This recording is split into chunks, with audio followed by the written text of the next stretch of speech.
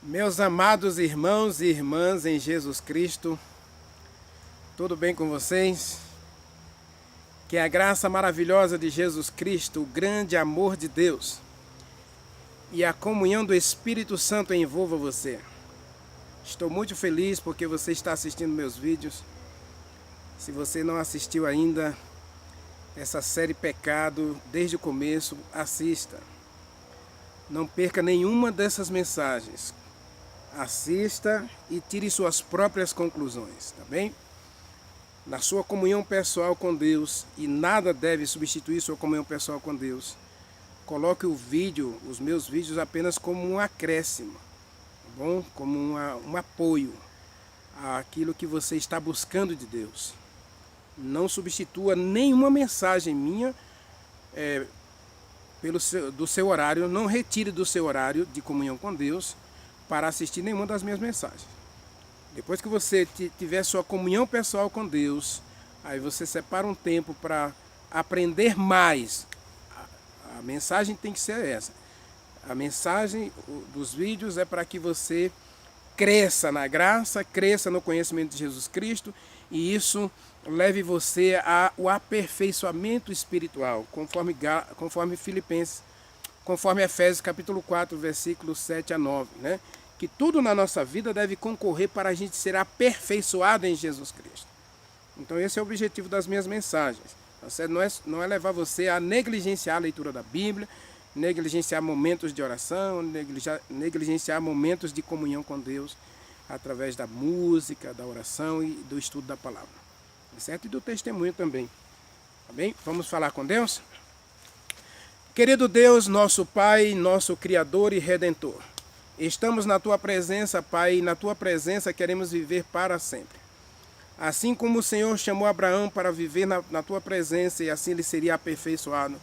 Assim como o Senhor chamou Eva, chamou Adão, chamou Caim, chamou Abraão, chamou Davi para andar na Tua presença. E Paulo fala que a gente deve andar no Espírito Santo.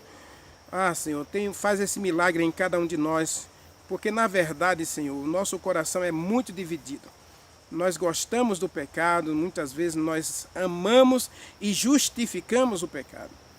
Por isso que muitas vezes nós desenvolvemos hábitos pecaminosos que desagradam ao Senhor e prejudicam o nosso crescimento espiritual. Tenha compaixão de nós, perdoe-nos essas fraquezas e dá-nos um coração espiritual, cheio do Espírito Santo, para que a gente viva a Tua palavra e de acordo com a Tua vontade. Nós oramos ao Senhor pedindo também a bênção pelos Teus filhos e filhas que assistem a essa mensagem, para que em algum momento possam se inscrever no canal ou não, mas que eles também recebam as Tuas bênçãos por assistir essas mensagens, que essas mensagens os leve para mais perto de Ti, da santificação e do crescimento espiritual. Fique conosco, cure as nossas doenças, sare as nossas enfermidades. Nós oramos ao Senhor e Te agradecemos em nome de Jesus Cristo, nosso Salvador. Amém. Amados, ainda estamos no texto de Caim. É um texto bem rico em informações. Nós vimos na mensagem anterior. Podemos passar aqui uma semana analisando e dissecando todas as mensagens que Deus tem para nós nesse texto. Aqui no capítulo 4, versículo 3, aconteceu no fim de uns tempos que trouxe Caim do fruto da terra uma oferta ao Senhor. Versículo 5 diz: ao passo que de Caim e da sua oferta Deus não se agradou do culto prestado por Caim, e por isso Caim ficou triste e irado. Meus amados, eu venho falando nas mensagens anteriores, dei flashes, né? Flashes sobre essa questão da adoração. Diz o texto que Caim trouxe do fruto da terra uma oferta ao Senhor. E no versículo 5 diz que Deus não aceitou Caim e nem a oferta dele. Duas coisas que a gente precisa entender nessa mensagem de Deus a nós, que Deus travou no diálogo com Caim. A primeira mensagem é o adorador. Quem está levando a oferta? Não é a primeira questão não é a oferta. A primeira questão é o adorador. Quem é que está indo adorar a Deus? É Caim. E Jesus Cristo, no encontro com a mulher samaritana, ele diz que Deus está procurando adoradores. Veja, João capítulo 4, versículo 24. Jesus Cristo diz o seguinte para a mulher samaritana. João capítulo 4, versículo 24 está escrito.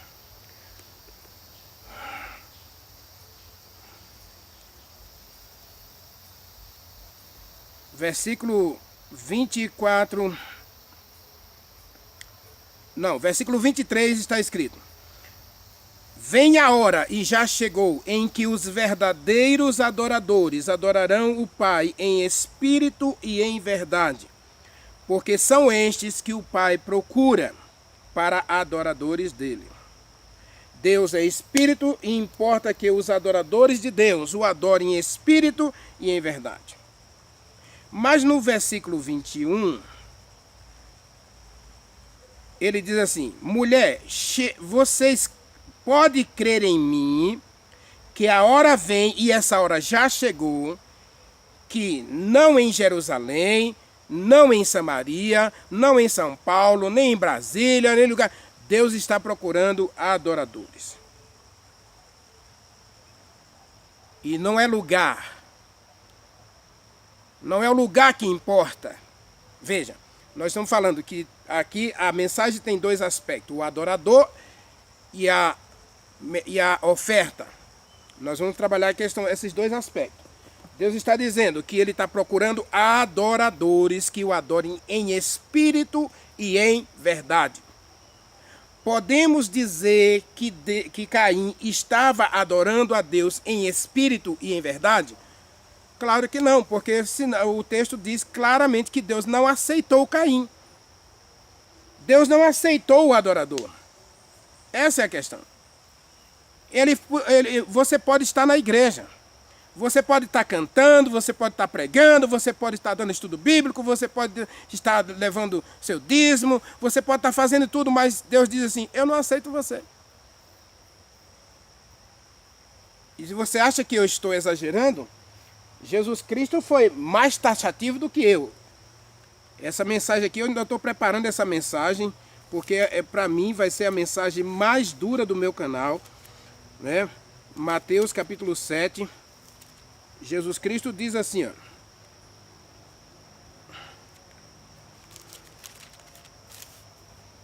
versículo 21. Veja, ele fala da árvore boa que produz fruto bom, da árvore mau que produz fruto mau, no versículo 18 e 19.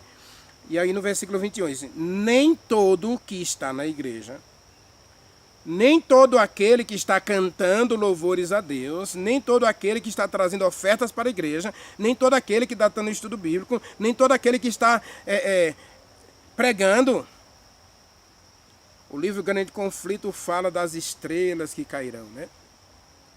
Gente que hoje é honrada e ovacionada, glorificada nas igrejas por suas grandes pregações. Deus diz: essas estrelas cairão. Jesus Cristo condenou os fariseus e ele disse que a oferta dos fariseus era inútil, porque Deus não aceitava a adoração deles. Ele diz: nem todo que me diz Senhor, Senhor entrará no reino dos céus, mas somente aquele que faz a vontade do meu Pai que está no céu. Então, meu amado, Deus não aceitou Caim porque Caim não estava fazendo a vontade de Deus. O adorador, ao prestar culto a Deus, ele tem que prestar atenção que primeiro ele tem que se oferecer como um sacrifício vivo, santo e agradável a Deus. Romanos capítulo 12, versículo 2, versículo 1, está escrito exatamente isso. Por isso Deus não aceitou Caim. Aqui está dizendo: rogo-vos, pois, irmãos, pelas misericórdias de Deus, que apresenteis o vosso corpo como sacrifício vivo, santo e agradável a Deus, que é o vosso culto racional. Não há contradição na Bíblia. Jesus Cristo disse: se você não faz a vontade de Deus, sua adoração é inútil. Não adianta você tomar o nome de Deus em vão. Diz o terceiro mandamento, né? Não tomarás o nome do Senhor teu Deus em vão. Quando a Bíblia diz não tomarás o nome de Deus em vão, hoje muita gente associa isso a piadas, a pilheiras, fofocas. Não. Tomar o nome de Deus em vão é você prestar um culto a Deus inutilmente. Quando isso não é fruto de um coração convertido, que vai buscar a presença de Deus para ser transformado e purificado pela misericórdia e o sangue de Jesus Cristo. A salvação não é devolvedismo, não é cantar, não é gravar CD, não é pregar belos sermões. A salvação é você ser purificado do pecado, porque o pecado é uma tragédia no universo de Deus. Que Deus está irado contra o pecado, diz o Salmo 11, ou Salmo 9, versículo 11, ou Salmo 7, versículo 11, desculpe. Salmo 7, versículo 11 diz que Deus está irado contra o pecado. E Deus está zangado todos os dias porque eu e você hipocritamente se apresenta diante de Deus com santidade excessiva. Como os laodiceanos dizemos, somos ricos e abastados e não precisamos de mais nada. E não sabe que és pobre, cego, nu. A gente está apresentando uma justiça própria. Esse foi o problema de Caim. Caim estava apresentando-se diante de Deus com a sua justiça própria. Com seu conhecimento, com seus planos, com seus projetos, com suas vontades. O próprio texto diz que ele estava alimentando o pecado estava morando na porta da casa dele, os desejos do coração dele eram mal continuamente, diz Gênesis capítulo 6, versículo 3, versículo 5, que o coração dos homens naquele período era mal continuamente, e lá no livro de Judas diz que eles estavam seguindo o caminho de Caim. Então veja, ir para a igreja com o coração cheio de ódio, coração cheio de mágoa. Jesus Cristo fala disso. Se você vai à igreja e você tem uma contenda contra o seu cônjuge, contra o seu irmão, contra a sua irmã, contra um seu parente, o seu culto é inútil. Sua adoração é vã, diz Tiago. É vã. Cuidado com essa adoração vã, essa adoração inútil. Porque se a adoração não parte de um coração convertido, convencido do pecado, e que vai buscar na presença de Deus a justiça de Deus, a graça de Deus, a misericórdia de Deus, essa adoração não vale nada. E você já percebeu isso? Nós todos já percebemos isso. Quando nós vamos à igreja, nós mesmos nos sentimos vazios, entramos secos e saímos vazios. A palavra não fala conosco. Sabe por quê? Porque a adoração não começa na igreja. O grande e grave erro nosso é achar que a adoração ela é completa se você vai à igreja. Não. Veja que aqui Caim tinha seu altar, Abel tinha seu altar. O livro Patriarcas e Profetas diz que cada um edificou um altar a Deus. Assim como Abraão edificou 10 altares para Deus. Assim como diz os outros patriarcas que eles construíram altares para Deus. Jacó tinha o seu altar, ele construiu um altar em Betel, ele construiu um altar em Siquém, ele construiu um altar Meus amados, você e eu precisamos construir um altar, e esse altar é o nosso coração. Por isso Paulo diz: meus amados irmãos, rogo-vos pelas misericórdias de Deus que apresenteis o vosso corpo como sacrifício vivo. Você precisa estabelecer um altar de adoração a Deus. Isso acontece na sua casa, na sua comunhão pessoal com Deus. Você ergue um altar, e agora quando você sai do altar da sua casa, do santuário da sua casa, para ir para o santuário do templo, aí você leva a santidade, e a sua adoração vai ser espiritual. Você não vai lá para bater papo, nem ficar conversando no celular. Você não vai ser irreverente, desrespeitoso com a presença de Deus. O que está acontecendo com muitas de nossas igrejas hoje, muitas comunidades de fé hoje, é isso. As pessoas vão para comer, vão para se divertir. Diz o livro de Êxodo que os filhos de Israel, depois que terminaram de sacrificar ao bezerro de ouro que Arão construiu, eles se levantaram a beber, a comer e a se divertir. E isso na porta do templo. Ou seja, as nossas igrejas hoje virou praça de alimentação e parque de lazer, clube de lazer. Infelizmente, e a gente acha que estamos agradando a Deus com isso. E Jesus Cristo foi muito claro, meus irmãos: nem todo que me diz Senhor, Senhor entrará no reino dos céus, mas somente aquele que está fazendo a vontade do Pai. E como é que nós sabemos a vontade do Pai? 1 João capítulo 5, versículo 2, a vontade de Deus é esta, que guardemos, que pratiquemos os seus mandamentos. Então Caim não estava praticando o mandamento principal, que era oferecer o cordeiro. Caim não estava fazendo a vontade de Deus ao adorar a Deus, estava fazendo sua própria vontade. E agora nós vamos analisar a oferta. Ora, se Deus não aceita o ofertante, porque ele não está fazendo a vontade de Deus, então a oferta, a gente não precisa nem comentar. Porque o problema não estava nos frutos da terra. Se você ler Levítico capítulo 5, Levítico capítulo 18, o livro de Levítico todo fala das ofertas de cereais. Inclusive, Deus estabeleceu uma oferta que era as primícias da colheita. As primícias da roça de Caim era de Deus. Deus disse: você tem que trazer uma oferta das primícias da sua colheita. A primeira colheita, a primeira colheita que você fizer, você tem que separar uma oferta para o Senhor. Antes de você colher o trigo para colocar no celeiro, você tem que colher uma messe para o Senhor, porque isso ia representar as primícias da ressurreição. 1 Coríntios capítulo 15, versículo 19, Efésios capítulo 4, versículo 7, Deus fala das primícias, as primícias de Deus. Então existia uma lei que previa as primícias da oferta, a oferta das primícias, a oferta do primeiro fruto da terra. E Caim sabia dessa oferta. E por que Deus não aceitou a oferta de Caim?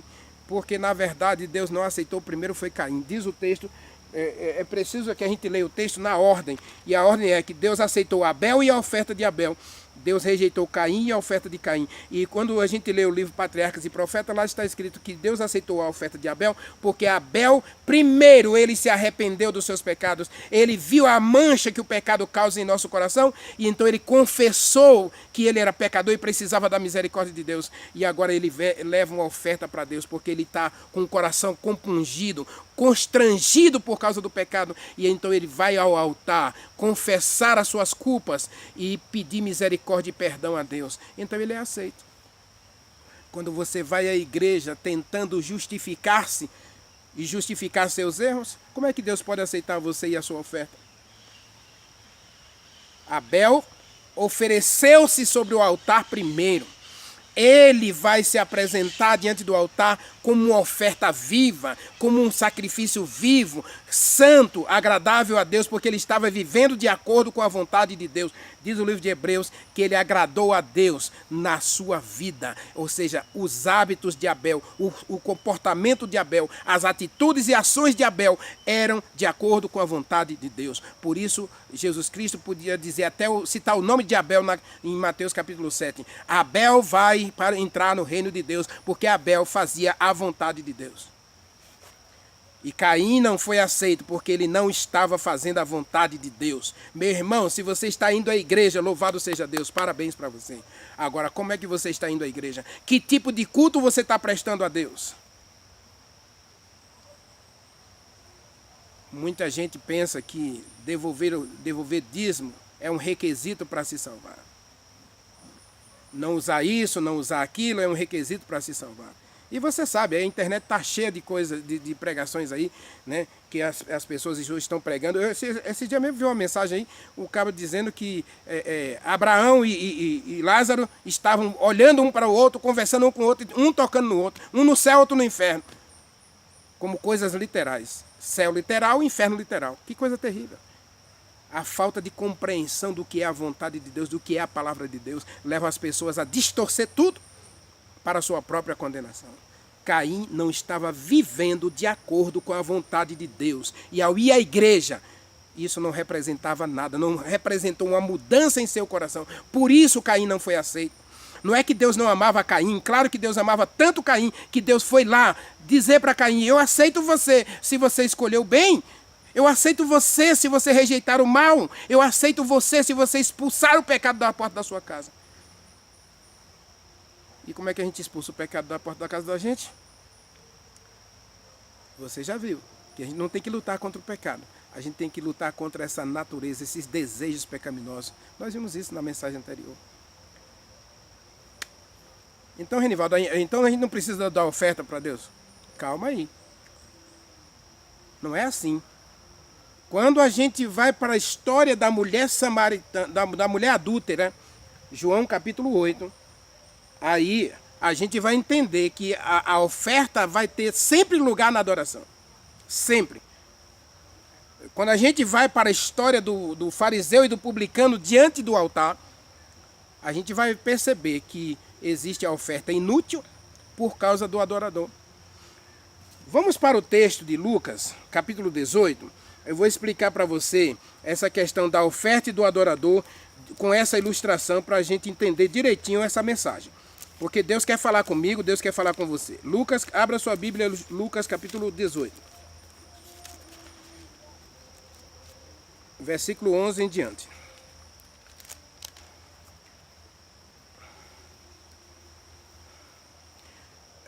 Versículo 9, Jesus Cristo contou essa parábola. Propôs-se Jesus Cristo essa parábola a alguns que confiavam em suas próprias obras, em seus próprios méritos, em sua própria justiça e se achavam justos diante de Deus. O texto de Jó diz que Jó era um homem reto, era um homem justo, temente a Deus e que se desviava do mal. Mas aqui o fariseu, ele é um homem justo, ele é um homem íntegro, ele é um homem reto aos seus próprios olhos. E aqui ele vai classificar as suas ações como ações boas e não pecaminosas. Mas observe, vamos lá. Jesus Cristo propôs essa parábola justamente para alguns que confiavam em si mesmo, confiavam em suas obras, confiavam na sua justiça própria e desprezavam o próximo. 2 homens subiram ao templo com o propósito de orar a Deus, um fariseu e um publicano. O fariseu, posto em pé, orava de si para si mesmo. Veja, ele estava no templo, adorando a Deus, prestando culto a Deus. E diz o texto que ele levou dízimos, ofertas. Observa, ele diz assim, o fariseu, posto em pé, batia no peito, orava de si para si mesmo, desta forma: ó Deus, eu sou perfeito, eu não sou pecador, eu faço tudo certo. Veja, ele está dizendo, eu faço tudo certo e não sou como os demais homens. Eu não roubo, eu não mato, eu não sou injusto, eu não adultero, eu não minto, eu devolvo dízimo, eu faço isso, dou minhas ofertas, jejum 2 vezes por semana. Aleluia, que crente perfeito. Você vai olhar um crente desse na igreja e você vai dizer assim, se esse irmão não for para o céu, ninguém mais vai. Tem sido assim ou não tem? Outro dia eu vi uma eleição de uma determinada igreja, eleição para líderes daquela igreja, e alguém teve a audácia de dizer, se fulano não estiver na liderança da igreja, e ele mesmo olhou para ele mesmo e disse assim, quando eu não dirijo essa igreja, ela não prospera. E o irmão disse para ele, se fulano não estiver na direção da igreja, a igreja não anda. Então, está dispensando o Espírito Santo, está dispensando os anjos, está dispensando o céu, está dispensando o sangue de Jesus Cristo. A salvação daquela igreja é aquele irmão. Cuidado, as estrelas cairão. A questão da adoração é muito séria, meus irmãos. Deus está muito mais preocupado com o adorador do que com a oferta do adorador. Não é que a oferta não tem lugar, não. Tem sim. A oferta deve ser fruto de um coração convertido e agradecido pelos milagres e bênçãos que Deus derramou na sua vida. Não é mérito, a oferta não é mérito. O fariseu colocou aqui a oferta como mérito de salvação, como mérito de justiça própria, como mérito de perfeição. Aí o publicano está lá batendo no peito, dizendo... Ele disse que jejuava 2 vezes por semana, né? O publicano ficou de longe, não ousou se aproximar do altar, mas ele de longe batia no peito e olhando para o céu, levantou os olhos para o céu. Oh, meus amados, a salvação. Jesus Cristo disse em Isaías 46, olhe para mim e você será salvo. Paulo disse, creia no Senhor Jesus Cristo e será salvo você e a sua casa. O publicano batia no peito dizendo para o Senhor, tenha misericórdia de mim que sou pecador. Se você não assistiu essas 2 mensagens que eu tenho sobre esse texto, assista, tem misericórdia de mim, 1 e 2. Assista essa mensagem. Tem misericórdia de mim, 1 e 2.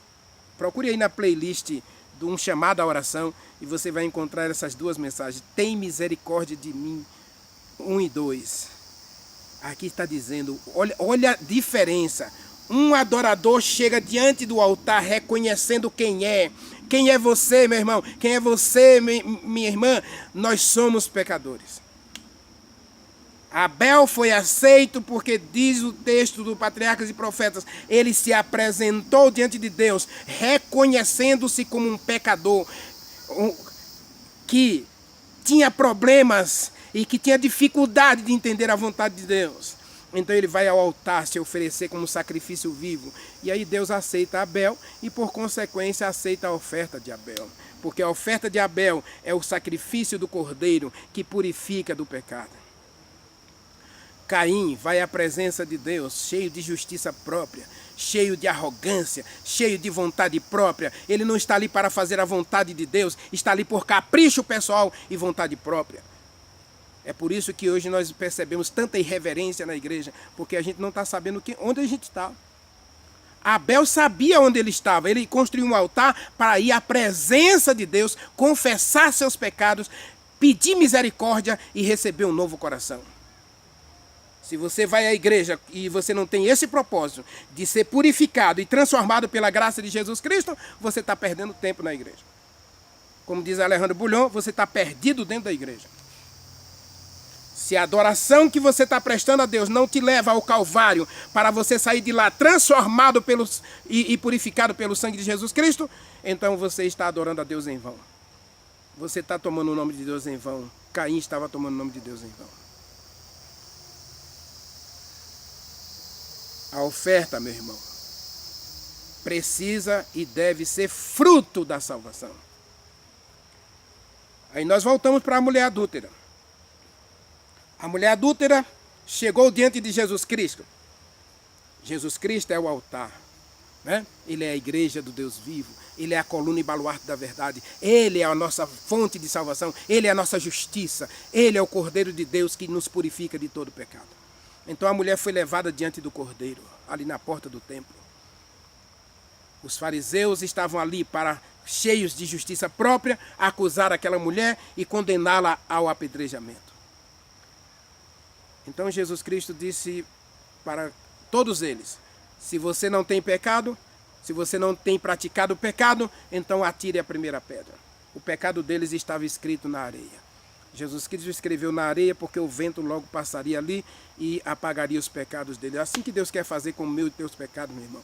Ele conhece você, Ele é onisciente, mas Ele te ama e Ele está interessado na tua salvação. Jesus Cristo estava na porta do templo 6 horas da manhã. Você acha que era sem propósito? Não, Ele queria um encontro com a mulher pecadora, a mulher adúltera. Ele estava ali para receber a pecadora, e aqueles homens foram os missionários de Deus para levar a pecadora até Jesus Cristo. Assim como Deus hoje quer fazer de você um missionário, uma missionária, para levar pecadores ao Calvário, para que eles também sejam purificados, embranquecidos no sangue de Jesus Cristo e sejam salvos na sua vinda.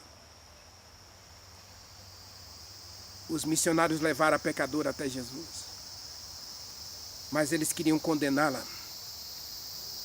Em 1998, uma moça chegou para mim e disse: pastor, infelizmente eu namorei um homem e não sabia que ele era casado e estou grávida dele. Eu disse: minha irmã, tenha paz com Deus. E 1998 era uma época em que todo pecado era tratado na igreja como um processo de eliminação. Aliás, a igreja, né, ainda hoje, eu acho que ainda é, não mudou muita coisa. O único exército que dá um tiro de misericórdia no seu soldado ferido.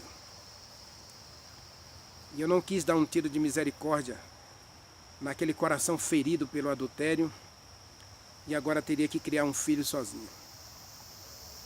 Então reuni a comissão da igreja e disse que a gente não iria eliminar aquela irmã. Iríamos apenas dar uma disciplina de suspendê-la de fazer as atividades na igreja. Ela gostava muito de participar nos cursos da igreja. Eu quase que fui apedrejado. Quando um pecador chega perto da cruz, meus irmãos, Jesus Cristo não tem nenhuma espada. Lógico que a palavra de Deus é uma espada, e Deus vai repreender o pecado sempre, Deus vai repreender o pecado. Paulo fala disso, Jesus Cristo fala disso, Pedro fala disso, que o pecado precisa ser repreendido para que o pecador seja salvo. Para que ele seja retirado do meio do fogo, para ser purificado e embranquecido no sangue de Jesus Cristo.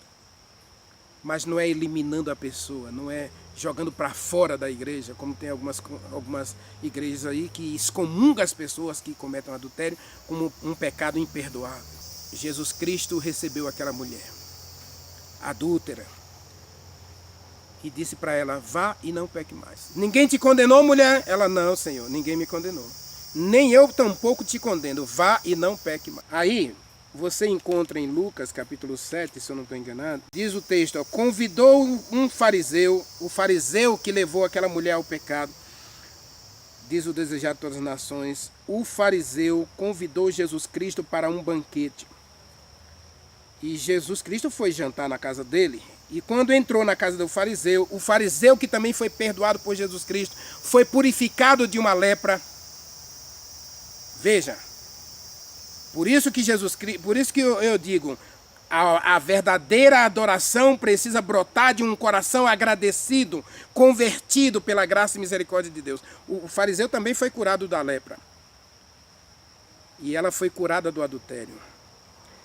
E ele nada fez por Jesus Cristo, a não ser oferecer um banquete, né? Mas Jesus não lavou os pés de Jesus nem nada. Eis que uma mulher da cidade, era uma mulher pecadora. Aí é aquela questão, né? Que as pessoas nunca vão esquecer o errado que você fez. Você pode ter cometido um pecado lá em 1939. 1900 e ela vai fumaça. No século passado, você cometeu um pecado no século passado. Ainda hoje as pessoas estão olhando para você dizendo assim, que você é um pecador, que você é perdido, que você não vale nada e que você não vai para o céu. Por causa do pecado que você cometeu lá em 1897. Lá em 1844. Lá no Éden. As pessoas então ainda estão acusando você de um pecado que você cometeu há 10, 20, 30, 40 anos atrás. As pessoas não veem você como uma pessoa convertida, porque elas não sabem a luta que você tem em seu coração. Então as pessoas ainda estavam olhando para aquela mulher que Jesus Cristo purificou do pecado, que perdoou o adultério dela, ainda estavam olhando para ela como uma mulher pecadora. Sabendo que ele estava à mesa na casa do fariseu, levou um vaso de alabastro com unguento, e entrando por detrás dele aos seus pés, chorando, regava os pés com as lágrimas. Olha aqui o adorador.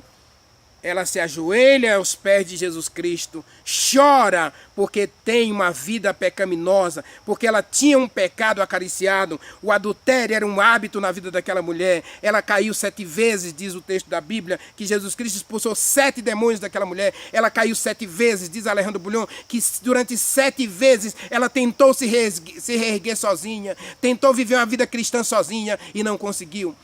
Você jamais vai viver uma vida cristã vitoriosa sozinho, meu irmão. E pare com essa ideia de achar que só o fato de você ir à igreja já é suficiente. Ela estava na igreja o tempo todo. Estava no templo oferecendo sacrifícios. E, no entanto, o pecado do adultério estava acorrentando a sua vida, escravizando o seu coração. E ela lavava os pés de Jesus Cristo com as suas lágrimas. Aí está a confissão, né? De uma vida dos seus pecados, de uma vida pregressa, e ungiu o corpo de Jesus Cristo com perfume. Está a oferta. Aí Deus aceita. Primeiro a mulher entrega o seu coração, primeiro ela confessa as suas culpas, primeiro ela reconhece que é pecadora e precisa da graça misericordiosa de Deus. Diz Lamentações 3, verso 39, que nós precisamos, cada um de nós precisamos lamentar e confessar os nossos pecados. 1 João capítulo 1, versículo 9 diz que se nós confessarmos nossos pecados, Deus é fiel e justo para nos perdoar os pecados e nos purificar de toda injustiça. Aí nossa adoração é aceita. Aí nossa oferta tem valor. Agora, as pessoas, Judas vai dizer, nossa, esse perfume custa 300 denários. 300 denários, hoje o salário de um trabalhador diário é R$70.